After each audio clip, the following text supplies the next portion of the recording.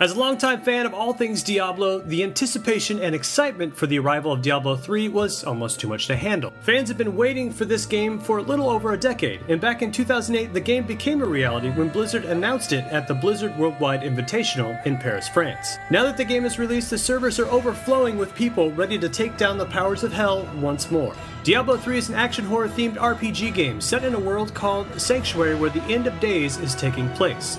There are 5 character classes to choose from, which are Barbarian, Monk, Witch Doctor, Wizard, and Demon Hunter. Character customization is limited only by being able to select your gender, but that's a welcome addition to the series where it once gender-locked classes. After naming your character, you can either hop into a public game and start slaying demons with 3 of your friends, or start a private game by yourself. There's no actual single-player campaign though. Even if you're playing by yourself, you must be connected to the internet, and if you have the option to make a private game, you're in public so anyone can join. This game contains 4 acts that'll take you across the lands of Sanctuary into the depths of hell. I've spent some time with this game, and so far, here's what I think. Anyone who has played the Diablo series will immediately feel at home with the top-down camera angle. Even with the new 3D environments, the camera angle works extremely well. The most notable changes from the past installments is the new rune system for your skills. As you progress through the game and level up, your character will unlock new runes which enhance your skills in a variety of ways. Every time you level up, a new rune is unlocked. This is where most of the game's character customization comes in. You can make any build completely effective and worthwhile. The new quest system is much more linear than the previous games, but it doesn't hamper the experience at all. Each quest begins by talking to an NPC and then telling you to go somewhere, which seems like it can go quickly, but the consistent change in the environment keeps you wanting more and more.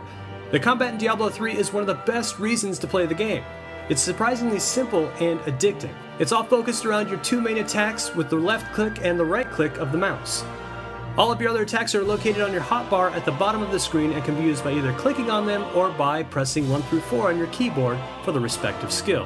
While killing monsters is satisfying, the loot drop is what makes the game addicting. Every time you kill a monster, they drop golden items that drives the game's economy. Even if item drops and it has no stats that are needed for your character, there are a few options you have. You can take the spare items to your blacksmith and have them broken down into components for crafting, put them up for sale in the auction house, or save them in your stash for another character. Gold has a much more important place this time around. You use gold to buy items from other players, repair equipment, and upgrade your blacksmith and jeweler. Even when running through a dungeon and no decent items drop, you still have a sense of time well spent since you acquired all the gold. It makes the repetitive nature of the game feel completely worth it. While wandering across the Sanctuary and you decide to leave the current game you're in, the next time you join a game, you will find the world to be completely different. Where there was once a treasure chest, there could be a group of champion monsters or even a rare one. The entrance to the next dungeon will be in a new place. This and the different difficulty levels makes the game have infinite replay value. As soon as you load the game up, you can tell it's going to be a very aesthetically pleasing game. There's so much detail in every environment and the object that it could be. For some people, this is the reason it's still going to be played for years to come. Environments are destructible and walls can even fall down on enemies and kill them. It's quite a satisfying experience to almost die and fire off one last skill, and it happens to bring the dungeon walls down on the hordes of foes that were about to take your life. The game on high settings is an absolute work of art. Watching the enemies explode into a bloody mess never gets old. Progressing through the game and then discovering new and more complex environments seems to be an achievement all on its own. Even the animations will leave you nodding your head and saying, "This is why I bought this new computer." To be put simply, the game is beautiful. The graphics are one thing, but the truly epic cutscenes blew me away.